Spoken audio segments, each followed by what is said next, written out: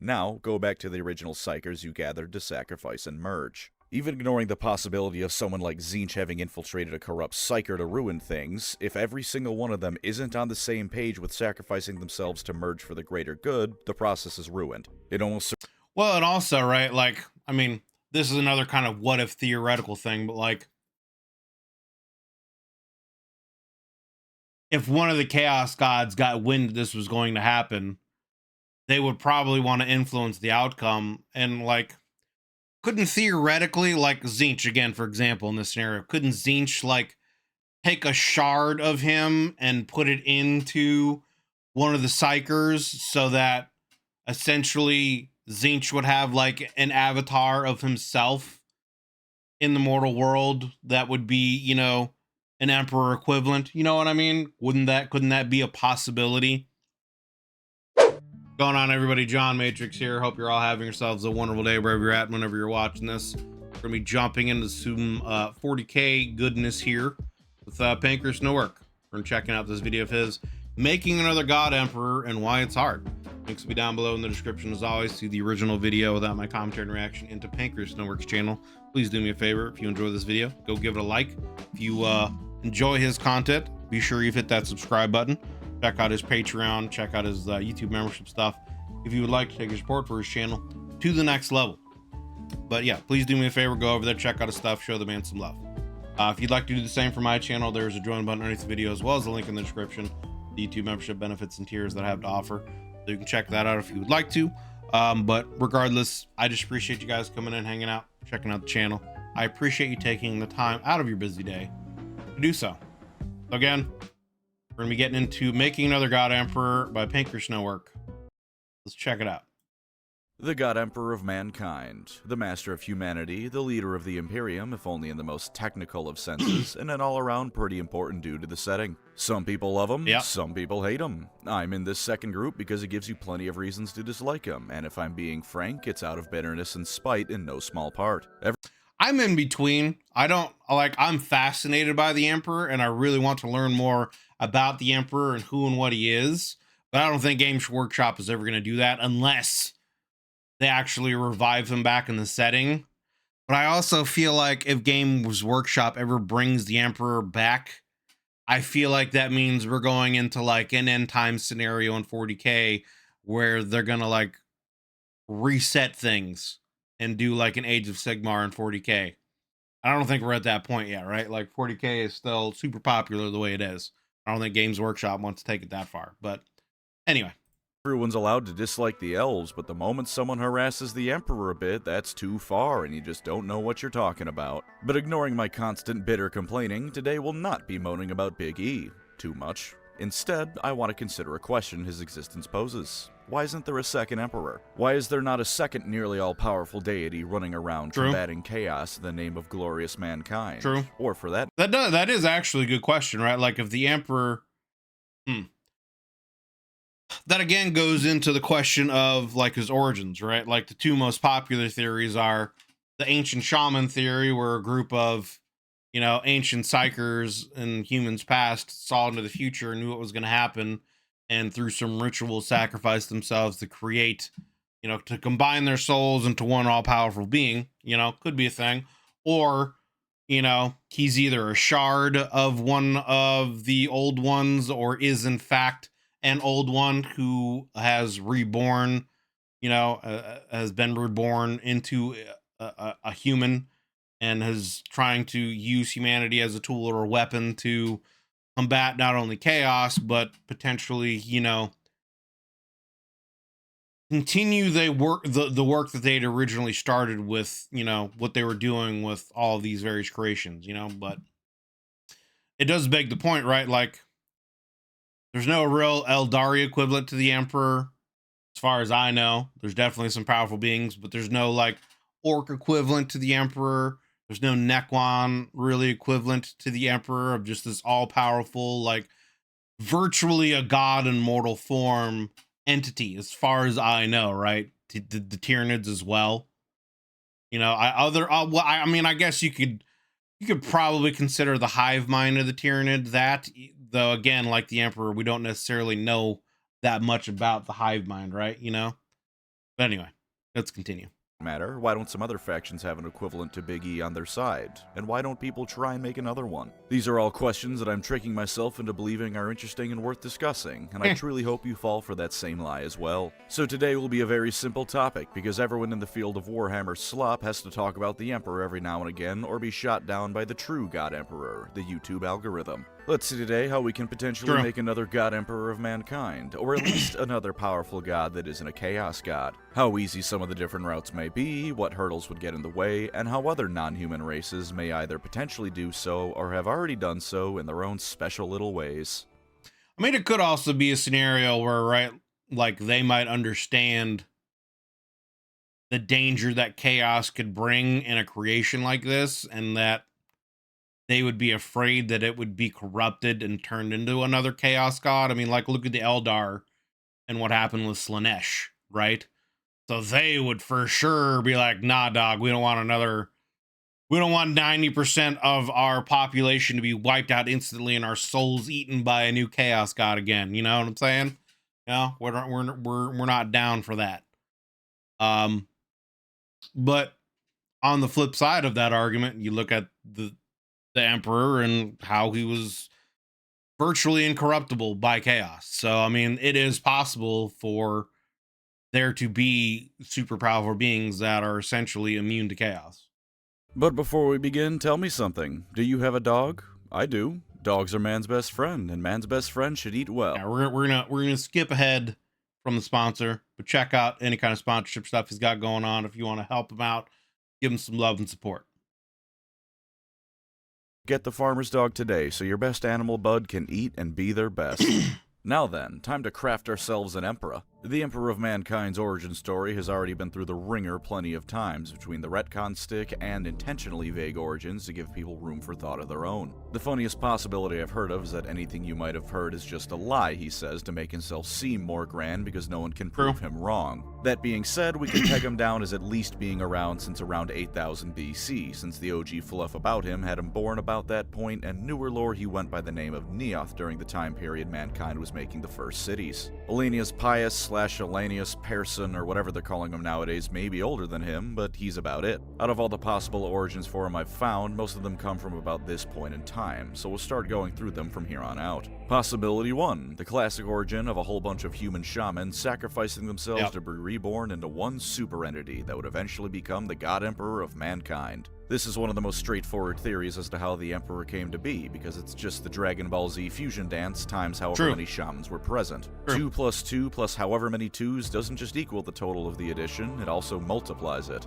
While this lore hasn't been, strictly speaking, canon for some time, assuming it was done, you could in theory recreate the process and bring about another superpowered being like the Emperor. So, why not do that? Unfortunately, there's a whole load of reasons as to why this isn't feasible. Let's start with the process itself. The shamans did this to protect humanity from all that scary stuff that exists in the universe, but as much as the war in heaven did turn the Sea of Souls into the magnificent shithole that is the warp, it still wasn't as bad as it would become by 40k times proper. Exactly. Slanesh had yet to be... Yeah, you know, like, back when they did it, the warp was probably far less turbulent than what it is now.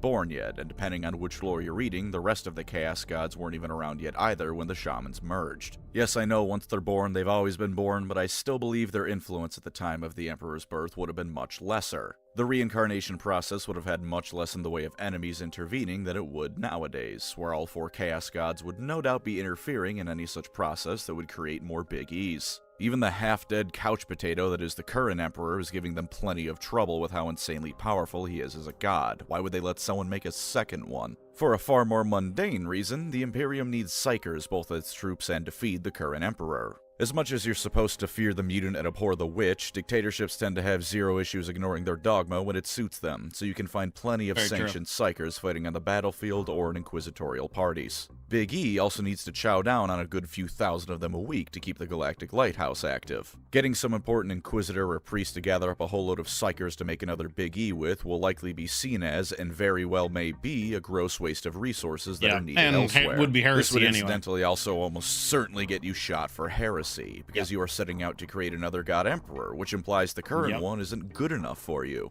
All of this is breezing by the fact the specifics of the ritual, which would also probably imply you're influenced by one of the Chaos Gods anyway, right? So need to be discovered, and that your efforts won't just create a pile of dead psychers, or a warp portal. But let's say it works. You get a whole bunch of psychers together, you get them to all kill themselves and merge into one gestalt entity, and you don't get murdered along the way for heresy. Great.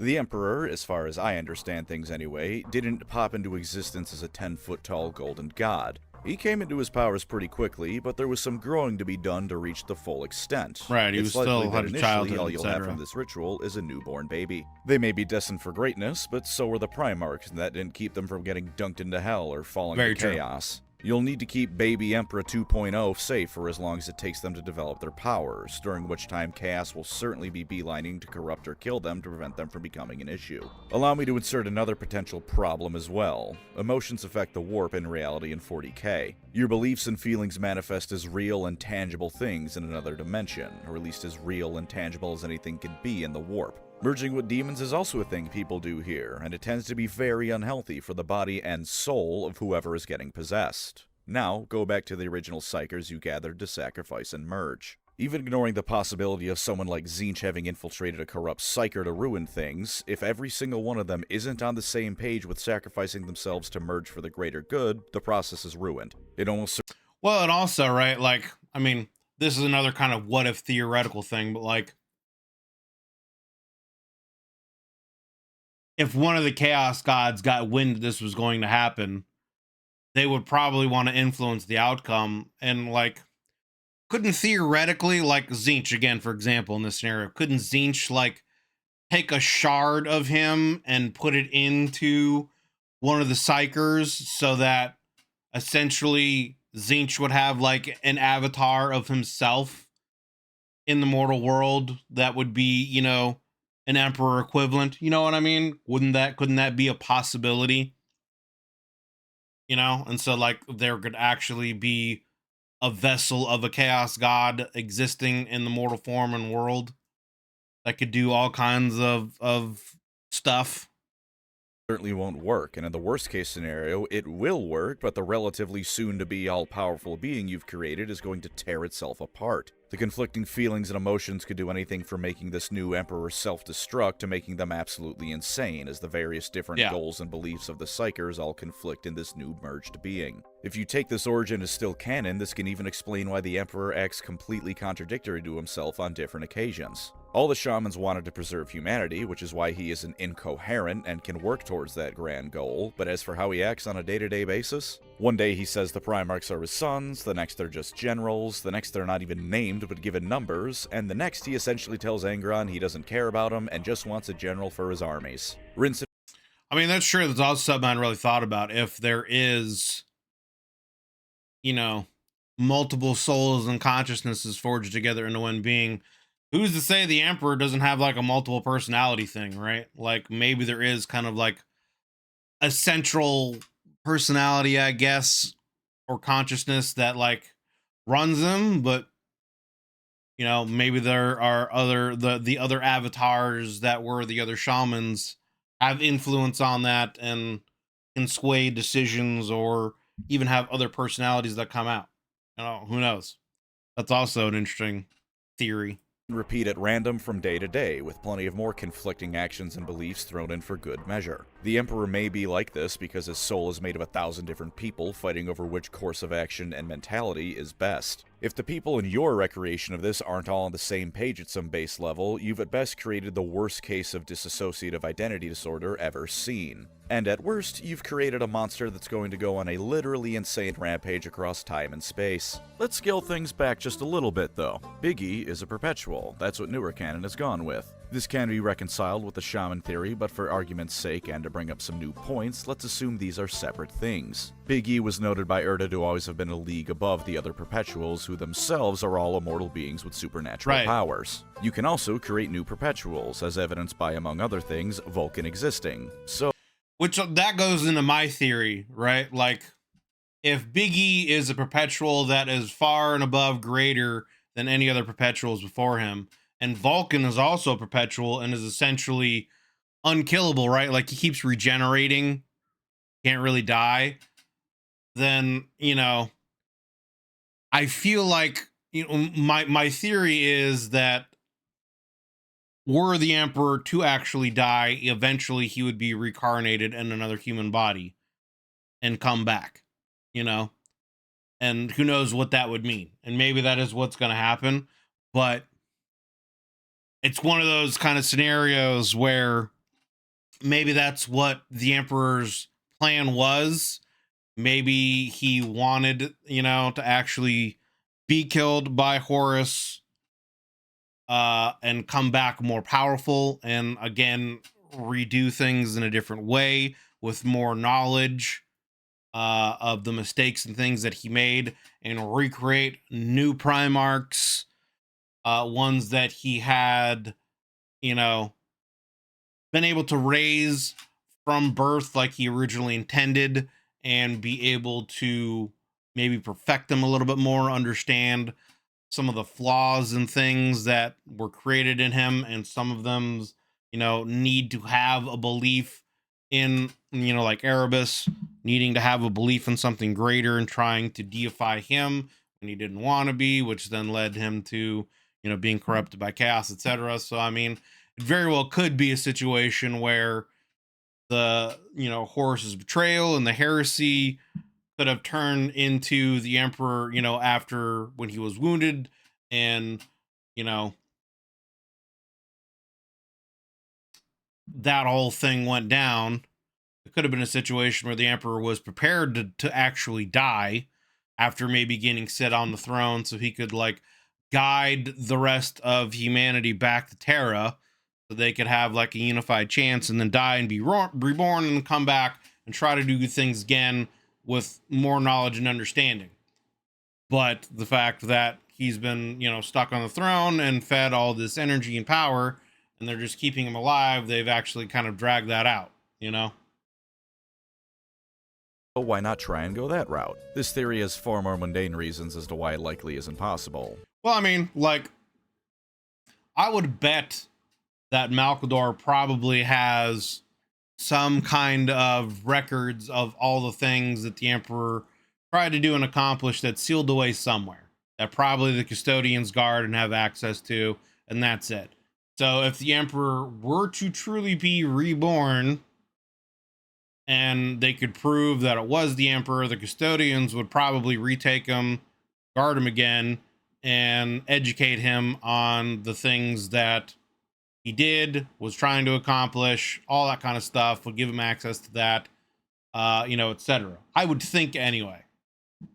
And so even though, like maybe he wouldn't have memories from his past life or lives, or maybe he would, who knows? Who knows if that's how it works or not? The records would still be there so he could like learn from them and understand from them.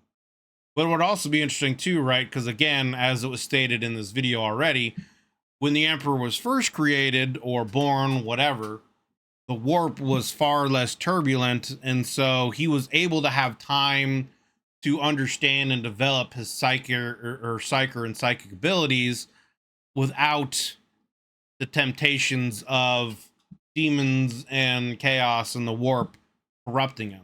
And were he to be reincarnated and born again, as powerful as a psyker as he is, would he be able to resist any of that? Would he be able to not be tempted, corrupted, etc., by the chaos factions? And is that also why supposedly the Terminus decree was set up the way it is, so that, were that to happen, were he ever to come back or leave the throne or whatever, the Chaos Knights are there to hunt him down and kill him? Because he's afraid that he'll be recorrupted or whatever. Who knows? Who knows? Anyway, let's continue. You can also create new perpetuals, as evidenced by, among other things, Vulcan existing. So why not try and go that route? This theory has far more mundane reasons as to why it likely isn't possible. That's why I'm pausing again. But to me, that's why I've said this a bunch of times. Like the Emperor to me is for sure the most fascinating character in the 40k lore, just because of all the potentials and possibilities that surround him, and the fact that he's purposely been left kind of vague. Like he's definitely like a plot point, kind of a character that Games Workshop has left so that they can rewrite or recreate or do things as they want to when it pertains to the Emperor, right? Like, again, if the Emperor were to ever come back, it would be a massive shift in the setting of 40k. So that would allow them to use that as a plot point to make whatever new changes they would want, kind of a thing. But even if they don't bring it back, like the Emperor can like give people visions or blessings, or in the case of like Gilliman and Lionel Johnson with them coming back, he's given them weapons and armor and stuff like that to help them accomplish their missions, and giving them visions and stuff like that. So regardless, he's something that Games Workshop just uses to as a device to push different stories and things together. You know what I'm saying? So that's why they keep him so vague, and I guess his origins and stuff like that so vague. Anyway, again, let's continue. So why not try and go that route? This theory has far more mundane reasons as to why it likely isn't possible. When Big E created Vulcan, he created a being far less powerful than himself. Don't get me wrong, Vulcan's a badass, but he's absolutely not a second god emperor. Right. It's entirely possible that creating another perpetual on the scale of Neoth just can't be done, otherwise Big E would have done just that. There is, if you'll forgive me a moment of... Well, the other thing is, why would the Emperor want to create another being that is as powerful as him that could contradict what he wants to accomplish, right? Like, why would you create something that could turn into a rival?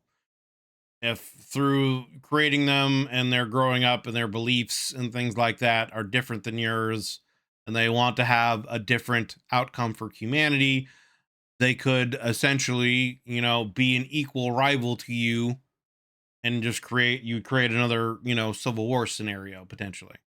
cynicism, the possibility Big E chose not to do so because he didn't want someone of roughly equal power potentially Right. disagreeing with him, but Exactly. that argument to me dwindles out pretty quick on how far you can discuss it. The explanation just comes around to the Emperor being a dictator not wanting to share power, which is boring, if probably true. See him saying the difference is I know I am right, and the last church is proof of that. The Imperium is many things, but democratic isn't one of them, even if individual democracies do exist across a few of the million worlds it controls. Assuming the explanation for Big E being so much more powerful than the other perpetuals isn't just him being built different, it could in theory be possible you could make something like him again. The problem comes from the fact that whatever circumstances gave birth to the Emperor are completely lost to time. He wasn't exactly an open book at the best of times, even assuming he didn't erase his origins intentionally, and they were almost certainly kept under lock and key to prevent misuse, again assuming he didn't just come into being that powerful. And I will get to Moloch, don't worry. Right now I'm operating under the assumption we don't need to worry about it just yet, and the power can be achieved without going to that place, in which case the answer for getting it ranges from we just don't know how to do it, to he's just like that and there's nothing we can do to recreate him.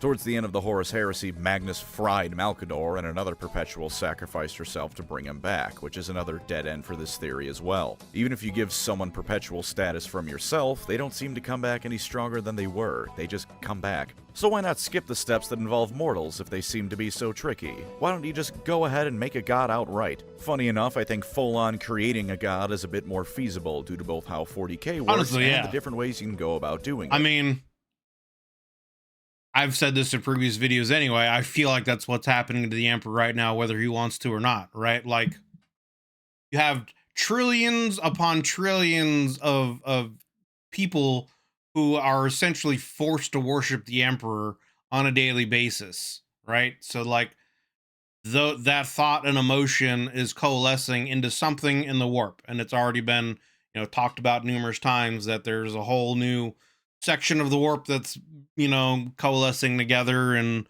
who knows what that could be. Could it be the Emperor turning into a chaos god, or some other new type of god that isn't a chaos god that could have influence over the warp? I don't know. One of my theories, and I've talked about this before again, is the Emperor wants to create a safe haven for human souls in the warp, in the afterlife, or whatever. So I feel like that could also be what potentially is happening.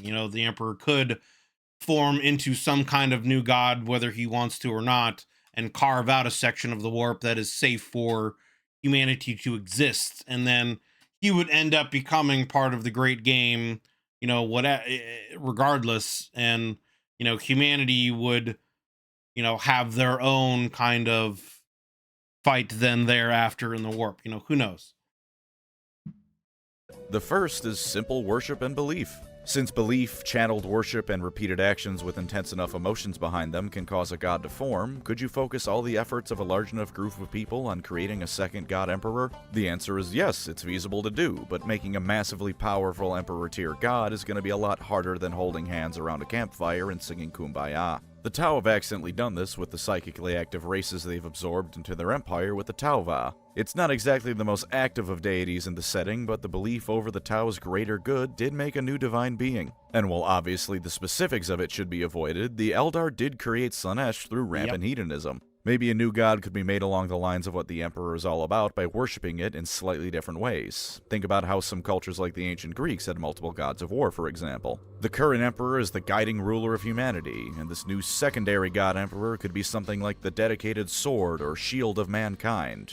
And that's not even all the ways to make a god, believe it or not. The old ones seem to have a penchant for this depending on how you read the specifics of the Eldar's origins. Maybe their gods already existed and were simply given a power boost by the old ones. Or maybe the old ones straight up made the Eldar gods, or in fact were the Eldar gods. Or the old ones created the Eldar gods, but they were just weapons to be summoned and used by the mortal Eldar, and because of their immense power, the Eldar worshipped them as gods, which caused them to become as gods. And while there are differences between how chaos works in 40k and fantasy, they're similar enough that you could use similar methods of uplifting a spirit to godhood. The 4th edition Fantasy Roleplay Core rulebook mentions that with enough belief, a local spirit can become a god proper, and between Talva and things like the world spirit of Fenris, there's evidence similar beings do exist in 40k. Let's start with the old one's methods first. The problem here is very straightforward. If you look at a 40k galaxy map and try to find an old one, you'll be looking forever because they're all dead. Well, Maybe one of them was part of the Cabal by the time of the Horus Heresy, but they died, so it doesn't matter either way anymore. Now, the old ones were pretty much the masters of the warp from both their immense power and knowledge. You don't create the orcs and either create or uplift the Eldar if you don't have some serious energy and know-how to pour into projects like those. While there was at least one entire pantheon of deities like that, the Eldar pantheon, there's no one left to tell you how to make gods like that anymore. The old ones are all dead, and most of the Eldar gods are in Slanesh's gut. Iniad wasn't made by the old ones, so he doesn't count. Isha is locked in the Nurgle jar, so she's out for asking too, and I guess in theory you could ask Kegarak. If you think asking the Jester god in charge of a legion of followers that don't like guests in their house is going to result in a straight answer, or really any end result other than your death, then go ahead. You can ask Ahriman how that goes for him when he tries. Right. This is also assuming it's still possible given the nature of the warp.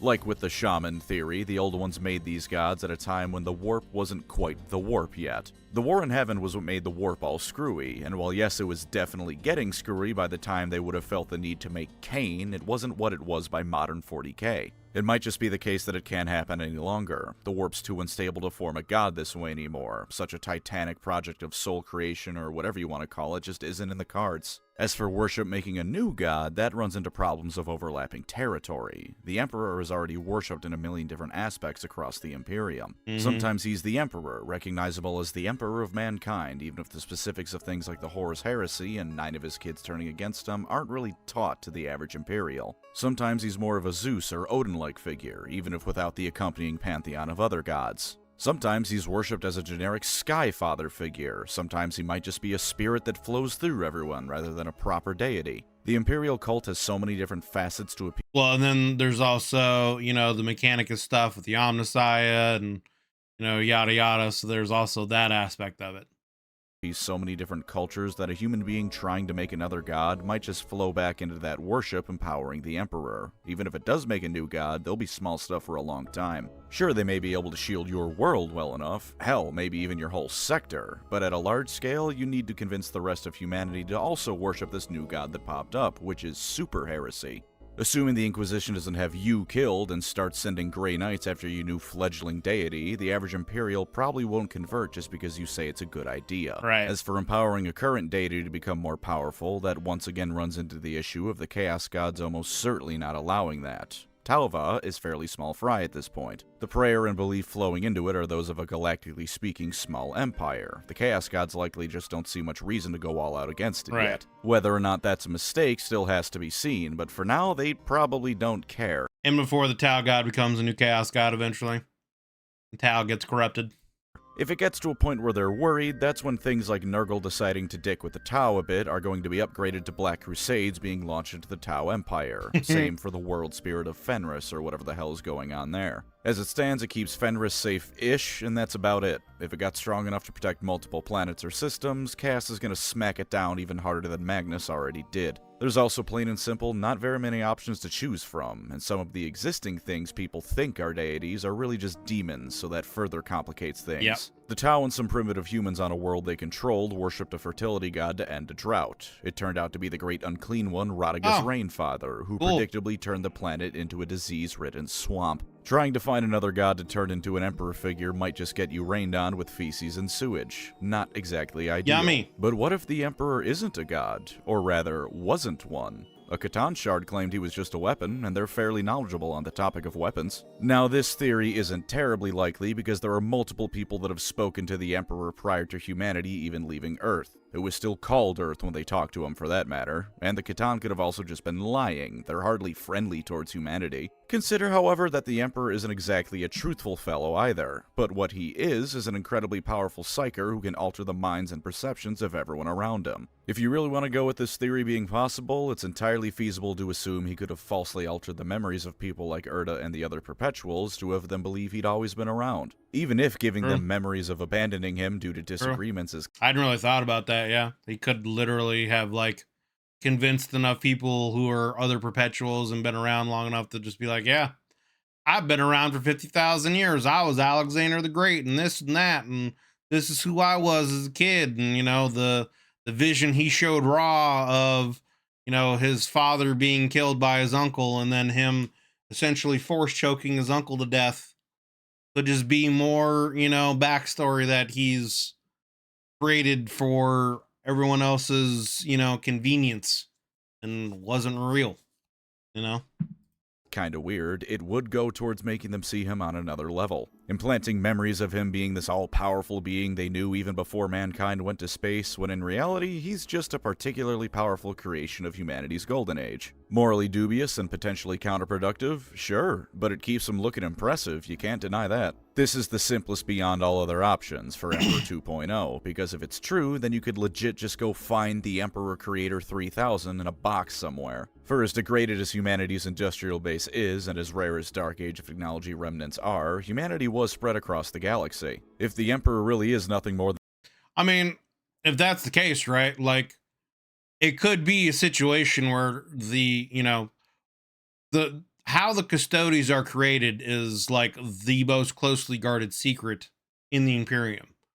So what if it's a scenario where you could literally turn that machine's knob up to, you know, 20 and that makes the Emperor, you know?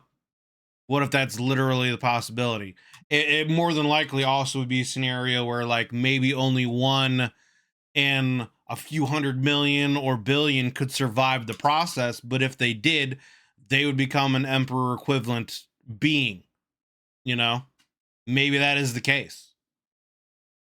Than some absurdly powerful weapon that attained godhood through worship and more, then making another one is as simple as finding whatever made him in the first place. This theory doesn't have any of the various issues that plague the rest of the ways to get another Big E. Instead, however, it just has the least likely to be completed checklist that has to be in place before you can do it. Check 1 is that the Emperor wasn't a one-off unique weapon. We can safely assume he didn't just come out of any old STC, because then there'd be 50 of them running around, but if he came from something that was a one-off project, then we're doomed. Check 2 is that the thing that created him still exists and hasn't been destroyed by something like the Men of Iron, or degraded to the point of uselessness due to time, or been corrupted by chaos, or any number of different things.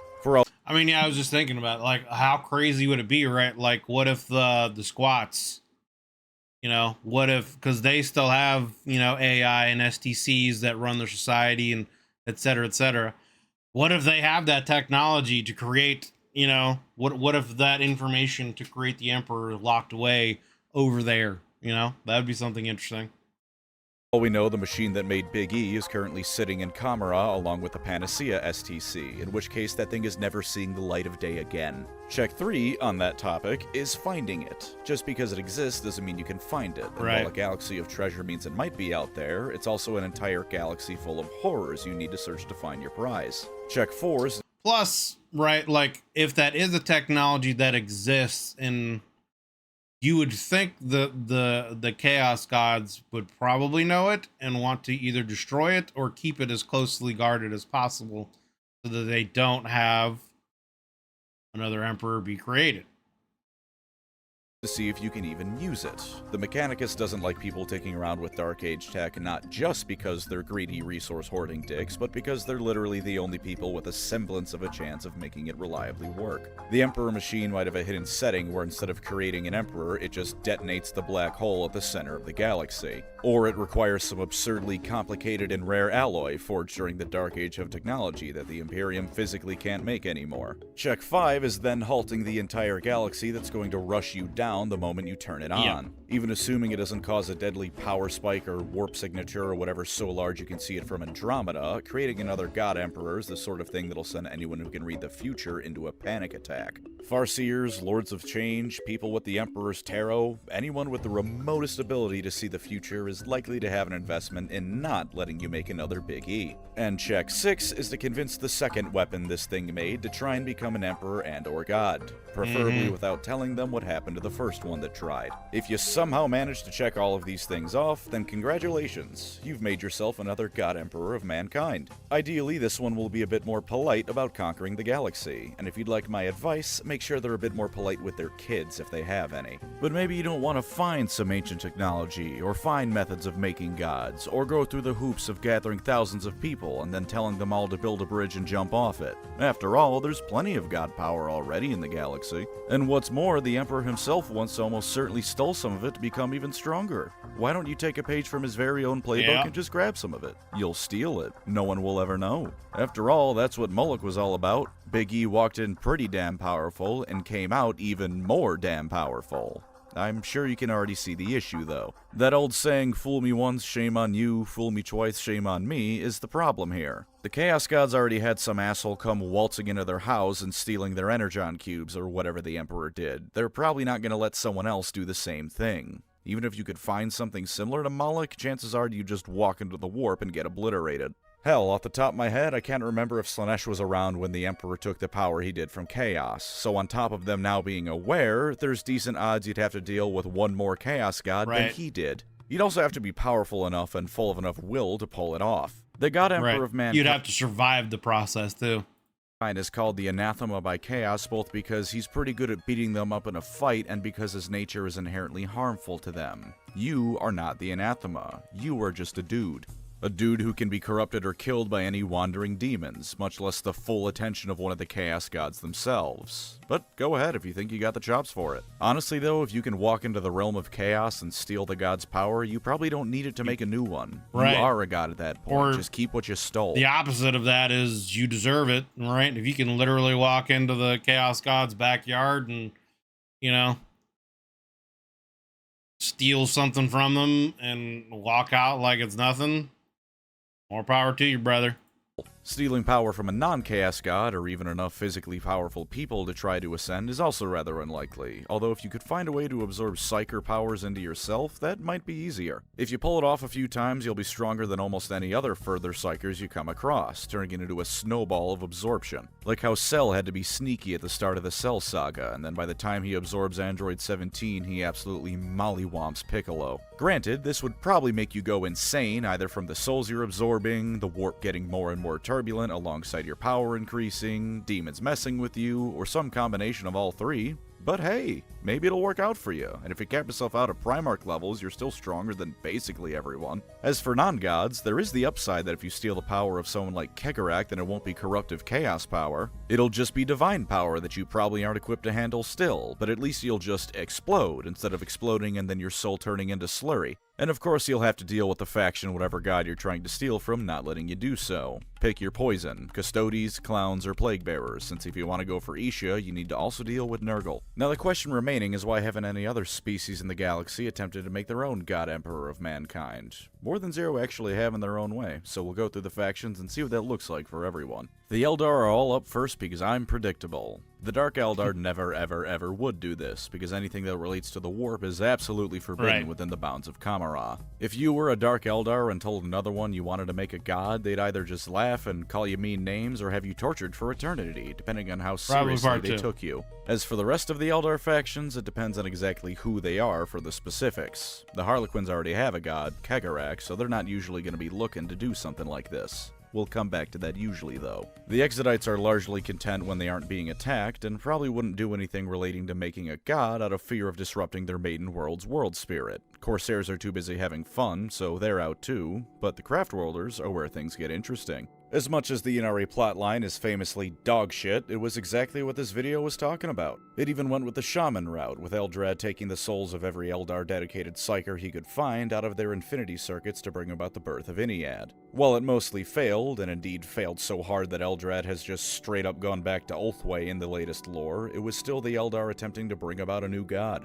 Iniad may be Eldar heresy for some, since a death cult can only be so popular amongst a dying race, but he certainly still counts. Eldrad had help from some Harlequins too, so if nothing else, if it's on Kegarak's orders, they're willing to start mucking about with a divine too. Since they have at least a few members of their pantheon still around too, they have and potentially can go about bringing their gods back into prominence in a variety of ways. A group of Farseers outright invaded Nurgle's garden once to rescue Isha, and they got a lot farther than you might think. Yeah, like they could bring back Isha, if they could find, I think there's like shards of Cain, right?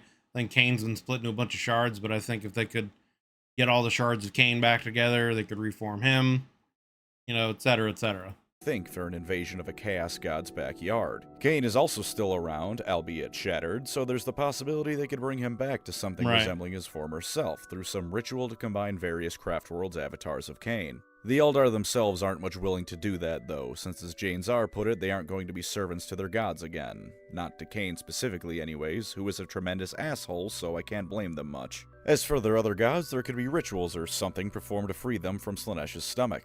It would by no means be easy, or who knows if it's even possible, but on the other hand, they did make a new god. Who's to say they couldn't free an existing one? Cain in the end times partially survived and could have been reformed if Morathi didn't steal all the prayers that would have brought him back. Maybe something similar could be done with the one Slaanesh ate. Maybe there's artifacts the Eldar can pray around to bring their deities back. That, of course, could just result in Eldar prayers and power going to Slaanesh instead of their gods, though, similar to how Morathi stole it, so maybe it's best to not try it. The Tau have their own greater good god thing going on, but they themselves have no interest in this sort of thing. At present, they're still trying to do what the Emperor did and spread enlightenment across the galaxy, and with the latest few sphere expansions, it's having about the same level of success as Biggie had originally himself. Maybe one day when the Ethereals can't hide the nature of reality anymore, they'll change their minds on gods, but until then, it's atheism for you, Chief. The Tyranids are a hive mind, so I hope you're not expecting much. There is no such thing as worship, they're just individual cells in the hive mind. The hive mind itself probably doesn't want to make another being that would amount to a rival hive mind, and who knows if it's even possible. Tyranids, when separated from the hive mind, revert to animalistic instincts, so the whole debacle, even if the hive mind did try to make a sibling of sorts, might just result in a whole lot of Tyranid biomatter that has to be recycled. And since Genestealer cults are just an entire army under the Tyranids, I'm gonna lump them together with the Tyranids proper.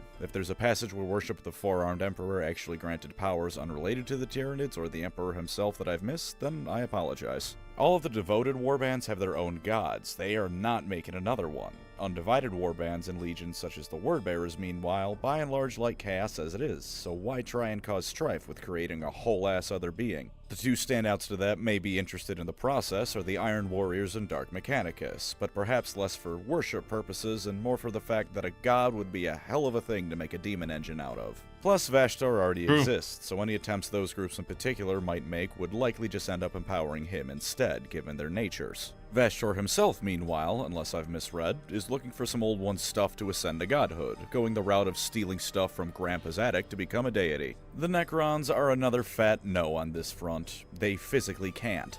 Well, and I mean, with what happened to them with the Catan and the old ones, I feel like they wouldn't want to deal with gods regardless. The The Tau do have a psychic presence of a small one, so they in theory could make a god if you stripped away their entire cultural identity, but the Necrons ain't got souls, so they cannot possibly make a god in the warp. Now there is the possibility that the Necrons could craft a being so powerful it's basically a god, and remaking a Catan itself would be as easy as bringing all of one's shards back to— Well, and they also have, what is it,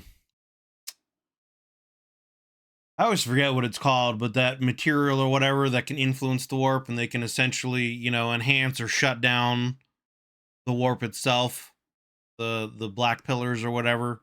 So I mean, they theoretically, yeah, could like probably harness or infuse warp energies into a being and create a god if they wanted to. But again, due to what happened in the War in Heaven with them and the old ones and being betrayed by the Catan and them being in the current state that they in, I feel like they wouldn't want to mess with gods regardless. Together. That possibility will remain only as a possibility, however, because the Necrons shattered the Catan for a reason. They're not fans of the machine gods that stole their souls, so putting them back together is not likely. That's not to say that the Catan shards themselves wouldn't like to be made whole again, but that's a process they have to do themselves. Any attempt by some random mortal looking to recreate a Catan are likely to have every Necron dynasty within arm's reach bearing down on them, so if you wanted to go that route instead of the other ones, I would advise against it. The Orcs meanwhile seem pretty content with their gods, so why would they make more of them? They don't care. One's brutal and cunning, the other is cunning and brutal. Who needs more than that? That being said, there is admittedly the theory that the Emperor is only alive because the Orcs believe the strongest Umi is still alive, so maybe if you gaslit every Orc into thinking you were a deity, it would work and ascend you to godhood. But Commissarieric himself only got as far as being seen as the best Void ever, and to my knowledge he has yet to ascend to godhood, and you are certainly no Commissarieric, so the chances of this actually working are slim at best. And in the process of convincing the Orcs you're a god, you'd also have to, you know, not get crumped. Much harder said than done, that. And unless I've had a brain hemorrhage and forgotten a faction, admittedly a strong possibility, the last one is the Leagues of Votann. They would be going the building gods route, but they aren't too likely to run into the same issues as the Necrons with building Catan. Despite the Votann being AI, they appear in the warp as mini Astronomicons, which means— Well, and I mean, like I said, they have, you know, their societies built and run with AIs, and they have STCs and stuff there, so I mean theoretically they might have the technology and knowledge to do so, assuming that it hasn't been corrupted, you know, over time. So it's theoretical they could, but they probably just don't need or want to, you know.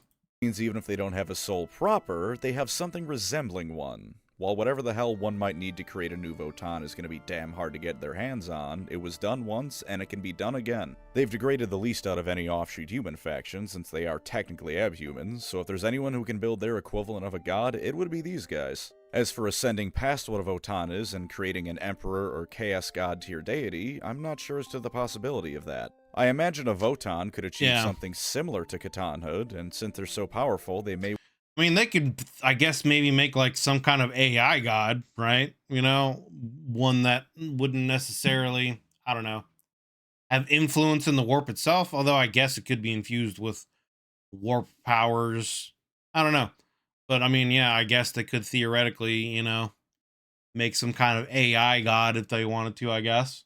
Well, count as That'd close be enough interesting. already. I imagine a Votann ascended to true godhood would be an interesting middle ground between a warp god and a Catan. It has total mastery over neither the warp nor the material world, but it also isn't weak to either and can manipulate both with ease. That seems appropriately dwarfy, doesn't it? After all, only the finest of crafts dwarfship will suffice. And those are the ways to make an emperor, or at least some sort of equivalent god, and why it turns out it's quite hard to just pop out another emperor of mankind. For all the shit I give him, he's quite special, and making another one of him isn't just something you can do. That being said, it would be incredibly funny if GW released a Primarchs Marine Emperor of Mankind. Thank you as always to my wonderful channel That would members. be right. You are the worshippers to my Warhammer-style god, giving me the power I need to continue on. If you'd like to support the channel, feel free to subscribe or become a member. Either way, thank you for watching, and take care out there.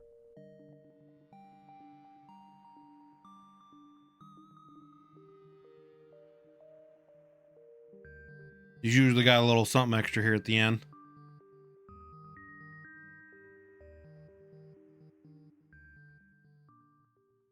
What do we got? What we got here at the end here? What's happening? The Emperor, more like the Smelperor. Thank you for coming to my TED Talk. Got and I hope him. you enjoyed reading this essay Got as much him. as I enjoyed writing it. The God Emperor of Man. Okay. All right. Well, there we have it. That was Making Another God Emperor and Why It's Hard by Pancreas Network. Links will be down below in the description, as always, to the original video without my commentary and reaction, and to Pancreas Network's channel. So please do me a favor, go over there, check out his stuff, hit that sub button if you haven't subbed to him already. Be sure to give this video a like if you enjoyed it as much as I did. And yeah, check out any kind of membership stuff, sponsorship stuff, his Patreon, all that, if you want to give him some extra love. Good video. And I mean, I've got a lot of theory crafting ideas around some of these topics that I want to make videos on as well. But yeah, like I said, you know, the Emperor to me is the most interesting character in 40k, just because of all the various potentials and possibilities that's around him. You know, what his origins really are, what are his actual plans, is what's going on actually part of one of his great plans that he had or not, you know, etc., etc. And I mean, could it be that, you know, a lot of the origin theories you went into are ones that I already know, you know, the shaman, or, you know, potentially being a shard of a great old one, or actually you know, or Catan or something like that that has been taking human form, but also just the idea that, you know, maybe during the golden age of technology, or the dark age of technology, whatever you want to call it, you know, during that time period, you know, when the AI was, you know, taking over, they could have, you know, humanity somewhere in some section of the universe could have bioengineered an ultimate human to, you know, be the end all be all as a super weapon to go out and wipe out the AI. Could have very well been. And the fact that he became a perpetual, and with his ability essentially to make himself look, or at least have people perceive him however he wants to, would suggest that he has, you know, mind altering capabilities. So it very well could be that all of the origin stories that we know of him are false, made up by him. The vision that he showed Raw, like I said, of, you know, his uncle killing his father and then him force chunking his uncle to death, could just be fabricated and made up. Everything that Erda and Malkador and all of them knew about him could just be fabricated and made up. You know, or again, like I said, another possibility, you know, the process of making Custodes is, you know, the closely guarded, the most closely guarded secret in the Imperium, as far as I know. So it very well could be that the same process of creating a custodian could actually be juiced up and taken far beyond, and could be what creates the Emperor. I mean, you know, he's made the Primarchs, which are beyond what custodians are, you know, and then, you know, potentially also infuse them with warp power, or potentially demon essence, whatever you want to call it. So perhaps again the process could be taken further, and a new emperor could be created that way. And maybe it's just one of those situations where one in a few 100 million, one in a few billion, one in a few trillion, you know, would survive that process. And it's just so difficult for someone to go through it, or to actually be worth doing, and potentially could, you know, the resource cost for creating it would just be so astronomical that it just could not be worth it. You know, who knows? But I also do think, as far as wanting to create some other kind of super being, that, you know, the best way seems to be, or at least the most feasible way seems to be, just through power of belief and worship. You know, we saw the Slanesh created through the acts of the Eldar, and I mean, the Emperor seems to be gaining more power and potential stability with, again, trillions upon trillions of people worshiping him daily. He seems to be more active in present stories in 40k, so, you know, who knows? Maybe he is, you know, regaining power and coalescing into something else. Maybe he will turn into some other kind of being that isn't necessarily a chaos god. You know, who knows? Who knows where things are going to go? But it's fun to theory craft and think about these things. But yeah, like I said, links will be down below for the original video from Pancreas No Work. Go check out his stuff and give him some love and support. If you'd like to join us when I do these reactions live, there is a join button underneath the video, as well as a link in the description. The YouTube membership benefits that I offer, so you can check those out if you would like to take your support to the channel to the next level. Regardless, thank you for watching. I greatly appreciate it if you are still watching here all the way at the very end. It means a lot. I greatly appreciate you taking the time to do so. If you enjoyed the video, consider leaving a like and a sub. It helps me and the channel grow. See you guys in the next one. Have a wonderful rest of your day.